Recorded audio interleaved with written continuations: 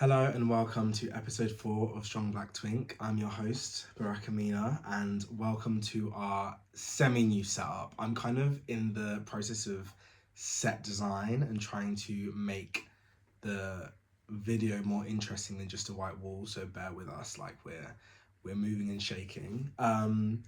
But yeah, we'll just get into it today. So first of all, what's hot this week? Or actually, no, I'm going to start with empty the clip. So I want to empty the clip first of all. Justin Bieber, Selena Gomez, and Hailey Bieber, Rico charge, bitch. Like all three of you need to cut it out. Now, to be completely honest, I haven't really been keeping up with all of that because I have a job and hobbies and friends. But I will say that I think a lot of the online discourse around these three, first of all, has been going on for a fucking decade. Like, that's insane. We all have to move on. But I feel like a lot of the discourse is about like whether or not it's Hailey Bieber who's at the fault or Selena Gomez who's at the fault. And both of them do seem to be toxic in different ways. But I do feel like a lot of online culture and opinions are very much projecting like kind of your experiences of you being cheated on, or the your guy's new girl being better than you, or the old girl, like your man not being over him, and like therefore like you're inserting all of these like hyper over obsessed like micro analyses of every single post that anyone involved in those friendship groups do. And I think that that's just quite very insane. But one person I feel like always gets away with it is Justin Bieber. And realistically, I think it was going around this week, like the posts that he was making and like the timelines of when he was talking about Hailey versus Selena versus another girl. Like he was wanting these women in fucking shackles, bitch. Like he wanted them to be spiritually tied to him, and that's insane. And he's reaping what he's sowing. Like apparently he crashed out. I didn't even see that because I'm like, mate, what did you actually expect? But on that, on the whole thing, as well as it being like kind of that misogyny thing of it's always going to be women pitted against each other, I do think that there's a bit more of like a social like phenomenon where we always will see a conflict, an issue, something that's going on, and we're always going to look at the two people or the people that are reacting. We never look at the bigger picture, and that can be applied to so many different things. Like when I was writing this like section, I was thinking back to when I was a kid, and like me and my sister would always be fighting because like for me, my sister's a favorite. For my sister, I'm loud and annoying. I don't know what the hell was her problem, but I used to always say to my parents like, you guys, because they would be like, stop fighting with your sister, and I'd be like, stop it, guys, it's you are like making it awkward between us because you create this air of hostility or this idea of scarcity where we're both competing for you, and then it's causing resentment between us. And I don't want to fight with Malika, but it's you guys that are causing the issue. And I feel like it's that can be applied to so many different things, whether it's racism, misogyny, like capitalism in the world, where the two people at the bottom that are both reacting to each other are then villainized and demonized. But the people that create the systems, I can't believe I'm literally calling my parents like capitalism or white supremacists, but girls, anyway. But the point being that we then have a real big issue with calling out the structural issue. And I'm not saying that Justin Bieber is a structural issue, but I do think that our logic kind of fails us, where we're so used to just having this same conversation of which girl was more of a bitch, which girl is the better girl. And also like we need to get over this idea of people having to be perfect victims or perfect like people. Like even Justin Bieber, everyone's allowed to be imperfect, and like a lot of this stuff is really not too much of our business. But I do think that the commentary on like Hailey Bieber crashing out and being like 13 and a bitch to Selena Gomez, or Selena Gomez being insecure because of the way that this whole thing has gone on. So fucking what? Would you be a better person? Like, would you actually do better in that situation? And maybe you would, but you can't say that because you don't have that experience with like millions and millions of people weighing in and talking to you, and then the thousands of your friends also being involved. Like that's a lot of pressure and insanity, and the amount of time it's gone on for as well is crazy. I feel like we could all do with being a bit less judgmental of like someone reacting not in the best way, but reacting to something that's upsetting, and we can all see that. So yeah, that's just my thought about that. Anyway, next people I'm emptying my clip at, K-pop industry. Now I know you guys saw the video, the nigga, like it was crazy. And then the apology, which was like 10 times worse, it was giving question for the culture down. And my whole thing about K-pop is until you stop seeing black culture as a concept that you can draw artistry from, you will never be interesting and you will never be a pioneer for anything really and realistically. Like you just won't. Like the things that you are creating, or I should say imitating, we've seen Janet Jackson do years and years ago. We've seen Tinashe do 10 years ago. We've seen fucking JLS and Ayaz do. Like none of the people that you're emulating, well, all the people that you're emulating are the true creators, and all you'll ever be is a cover artist and someone that conceptualizes blackness and black music and uses it to just create imitations. Like what I think would be amazing from K-pop and what I would love, because I think there's so many very talented K-pop artists, but what I would love from the industry in general is for you, instead of using black culture and black art as your concepts, is to go back, look at classical Korean music and reconceptualize that in the modern day. Like that would be really interesting. That would be cool. And have political commentary and have commentary about your personal lives and all of this and all of that, and make art. Stop making covers and stop conceptualizing blackness. Done. Okay, 2 RICO charges out the way. Okay, so hot this week for me. I loved Pink Pantheress tonight. It was giving Lady Danbury, Bridgerton down. This is a bit old, but Lil Nas X Hotbox, but also like the whole Dream Boy, like the 5 tracks. I can't lie, I've always, because I'm a retired or sometimes dormant barb, I feel like my relationship with Lil Nas X, it started off a bit like, but I've grown to really like just love him. I think he's so super cool. And any black gay, or I mean many gays, but especially black gays growing up like listening to the likes of, you know, Beyonce and Nicki Minaj and Rihanna, and I'm not putting him in that same category, but all you could have ever really imagined or wanted is to have a black pop star. And I feel like we have so many more like black artists, black gay pop stars that are coming up, like even Destin Conrad, and there are so many other people.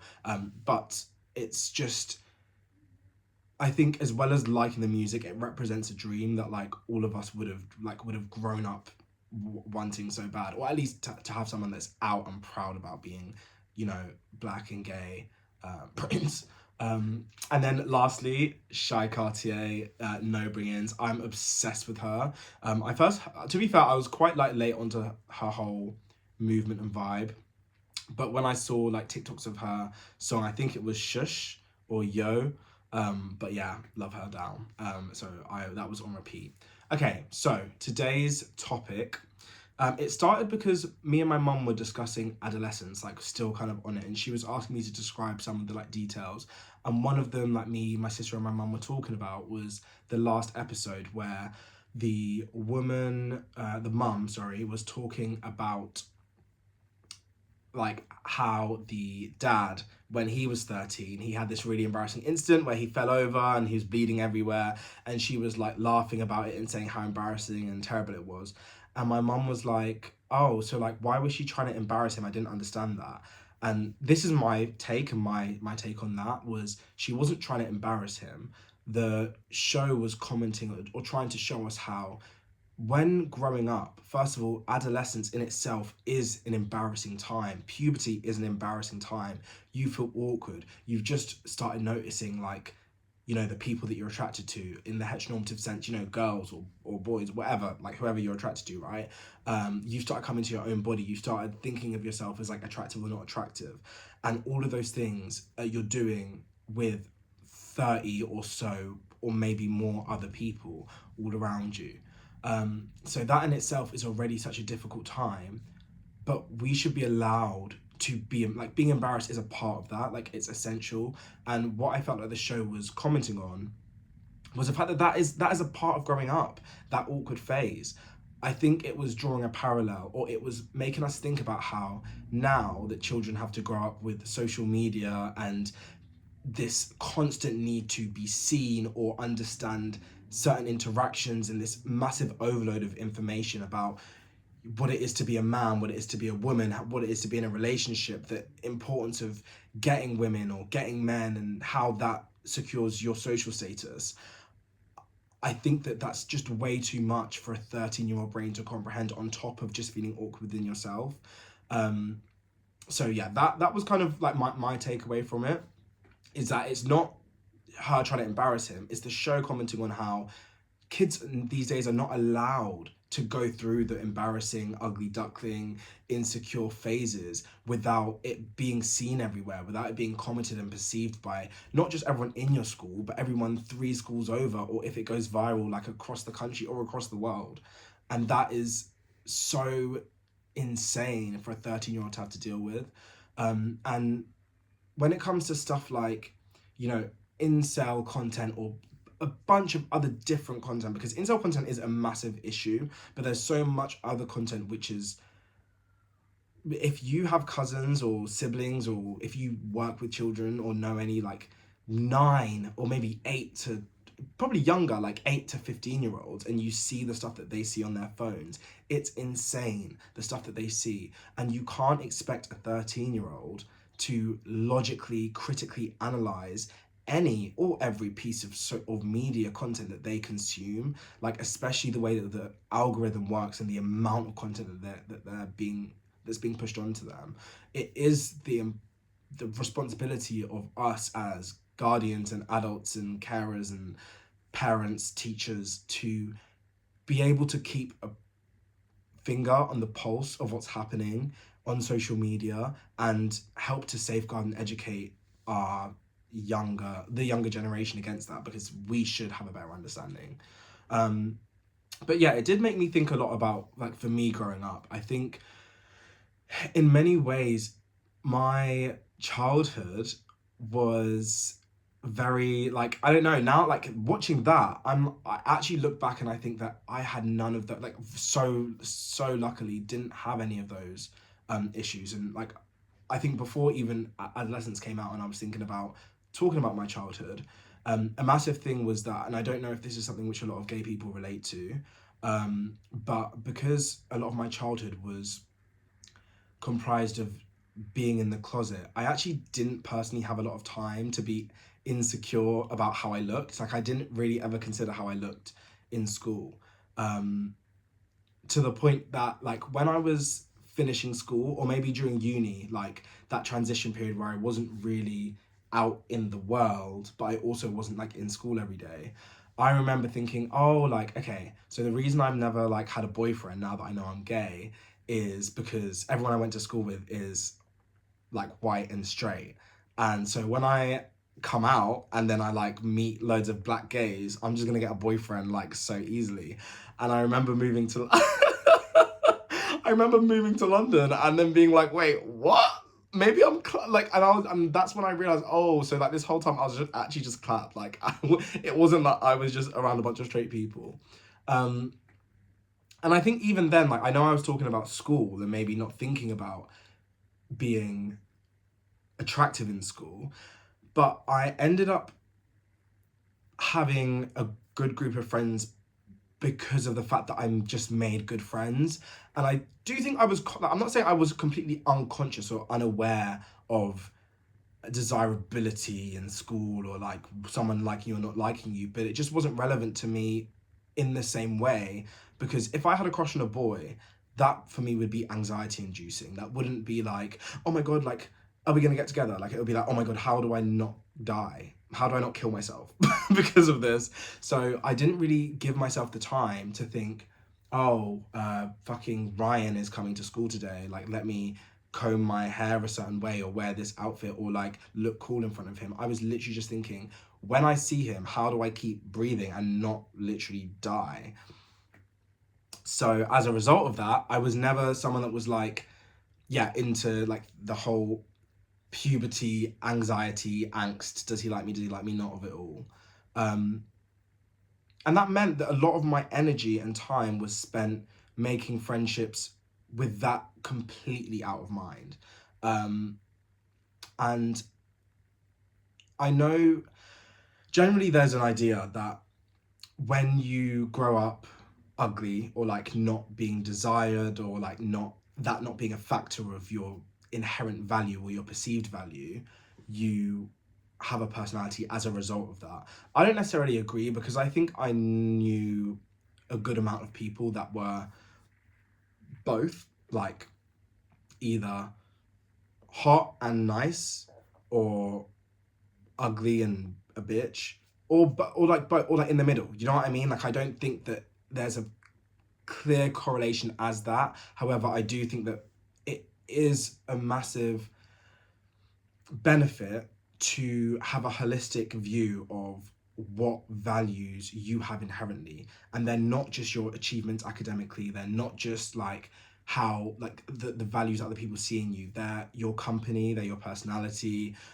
they're your sense of humor, they're your ability to converse. And I think that those latter values were ones that I really focused on, because like me being the class clown, even though I wasn't always that funny, was what got me friends, I guess, or me just being a good person to speak to, or like a good person to have advice with, or you know, something I don't know, like those type of things were, in my opinion, the qualities of mine that made me friends. So I think it was very discombobulating to come into like the gay world at an older age, where like my whole life the values that I prioritized were personality and dynamics between people and chemistry, like outside of romantic chemistry, but like just interpersonal chemistry and all of those things. And then come onto places where you have like Grinder or like dating apps or like the gay scene, and all of these places are primarily, or the initial places that you find maybe more easier accessibly, are a lot more physical value based, because that was never something I even considered myself to have. Like I didn't really think of myself as attractive, to the point where like even now, like sometimes if I feel like if someone finds me attractive, I'm always a bit like, well, that's good for you, like that's not a benefit to me. I think that the benefits I have are way outside of attractiveness. Like I don't like that, and also in London, like there are so many beautiful boys. So if that's the value that you're placing on me, then and it's like a scale, then I'm not winning that race. Do you know what I mean? Like I think that where, not even where I win, but what is good is that we could get on as friends. I don't know. Like I feel like it's difficult to explain, but you get the point I'm making, right? It's just really weird going from a position where your values are based in your personality, and then you're being, I guess, valued with regards to your your physical presentation, I guess. And I think that another really difficult aspect of that is how late it happens. The same way that in adolescence, the dad was talking about being 13 and being embarrassed. And then after that, he got in a relationship, and then all of that shit, like he would have figured out, right? And even the show, now the fact that it's going to be shown in schools, it's stuff that now kids have access to think about how the pressures to be attractive to women as a man, or whatever, or the pressure of social media have an effect on you growing up and the way that you interact with people. I think a lot of gay people that maybe like me were so disconnected from other gay people growing up, outside of like one or two friends, that when you're then released into a world of literally thousands and thousands and thousands of gay people who are primarily like where there's a primary focus on how you look, it's kind of like overload. It's like I've never experienced this before. I don't even have the tools to navigate this. I don't know what internal work I need to do to prepare myself to look in the mirror and think, will a boy find you attractive? Because that is what you need to focus on to make friends, or to get in a relationship, or to this or to that or to the other. And I think at that time, like especially like my early, well, I'm still in my early 20s, but like in my earlier 20s, I think that that was a time when I was looking a lot into like how, you know, women and girls grow up under scrutiny of like the male gaze. Oh my god, the male gaze. Twinning. But like grow up under the scrutiny of the male gaze and have tools and literature and thoughts and thought leaders to help navigate that and to help explore what the effects and impacts of that on a personal and social and structural basis are. Things like, you know, the halo effect, things like desirability politics, you know, even to like the wave of feminism, I don't remember specifically which one, which talks about how women are more than their bodies and like what they can do for society, right? And I think that those thoughts, a lot of them can be applied in at some level to the gay experience, because we all know that in gay culture, heteronormativity is recreated and repurposed, as far as tops and bottoms, as far as like, you know, dress sense and this and that and the other. And another part of that is desirability politics and, you know, the sexualization of the gay male. And I think that it's an important, it's an important journey to go on. It was an important journey to go on for me, to help keep physical attraction decentered from my life. And I think referencing back to the priorities and maybe the focuses I had as a child were really valuable to me, like then growing up and thinking, okay, well, I don't have to change this. Like I still can be funny and this and that and the other, and maybe being seen as attractive or not being seen as attractive or being valued based on attraction doesn't have to have a massive bearing on my life, because regardless of whether or not I value it at first, it's not something that is completely within my control to decide, well, I don't care about how attractive I am, so it doesn't matter. That's not the reality. Like you can't individualize yourself out of a system. So yeah, those are my thoughts. I feel like all of these topics, and like as I've said, I know that in a future episodes I do want to bring on guests to discuss things. So like this is definitely a conversation I think has so many nuanced like perspectives and ideas, and I definitely want, like, this isn't like, okay, I've finished talking about this, but this is just my experience of like growing up and not even thinking I was ugly, but not even thinking about being hot. And also it wasn't just that I didn't think about being hot, it was that no one wanted me in school, like no one did. And so like looking back, maybe if I have the experiences I have now and I went back into school, I would then place a slight value of, oh my god, Braca, you're a bit burnt. Like you're actually, oh, burnt. Wait. I didn't. Pause, rewind, take back. Bit chopped, let's say. That's crazy. Braca, you're a bit chopped. Like maybe I would actually think about that. Versus when you never have an experience, there's not even any value to put or take away from it, if that makes sense. Like I was never fazed by that. Whereas maybe now, looking back, I would be like, fuck, you got no bitches and no niggas. Like, that's crazy. Because, as I said, like, looking back, I now, like, when I used to think that the reason I didn't get man was because they were straight and white, I feel like it doesn't matter how straight or white you are. If I was the baddest bitch in that fucking building, niggas would have been on me. But they just wasn't.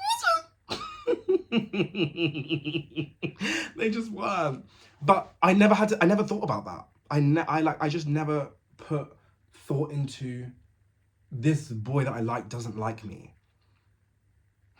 Wow. What a fucking childhood. That's amazing. Lucky fucking me. But I think having that as a reference point of like never having had the insecure teen phase set me up quite well for the insecure mid-20 phase. Because I'm like, oh, like you had much less bitches in school and you was just fucking fine. So you'll be fine today with no bitches. What is the takeaway from this? Guys, who gives a fuck? Like, and now, like, every single time I don't get a guy, I like a guy, but the guy doesn't like me back, I'm just like, period, you're ugly. As in to me. And like, I don't know, it kind of gives me like a bit of like a wave of relief, like, oh yes, I'm ugly. Ooh, fucking hell. For a minute I thought it was something else. But I will say, okay, this is the thing I'll leave you with, because it's getting to 25 minutes and I'm trying to not do hours again. Mooney long ho. But I do think that one drawback of that is that I'm quite bad in dating, taking accountability for my personality now, because I think I massively overestimate how great my personality is. Like, if someone's breaking up with me, I'll literally be like, oh, it's probably because he thinks I'm ugly. And he'll be like, no, you literally just didn't text me. I'm like, no. You thought I was ugly, didn't you? But yeah, I feel like this is my last thing to say. Whenever I say something negative about my physical appearance, I think people are always very much like, Braca, you shouldn't say that about yourself. Like, that's so mean, that's so bad. But I just don't put value into being hot. Like, I just don't think it's a valuable thing. Who will arrest me for being ugly? When I get arrested for being ugly, I promise you, I will never call myself ugly again. But until then, I don't give a fuck. Like, I truly don't. Like, me being hot benefits you. It doesn't benefit me, because all the joys in my life revolve completely outside of being perceived or seeing myself as attractive. Like, I see myself as so much beyond that. And being attractive to someone is just like it's like a cherry on top of a cake I'm not even really gonna eat. Because at the end of the day, I want a husband, bitch. I don't need a bag of man. I just need one person to find me attractive, and we go into the fucking altar, bitch. Anyway, love y'all, and talk to you soon.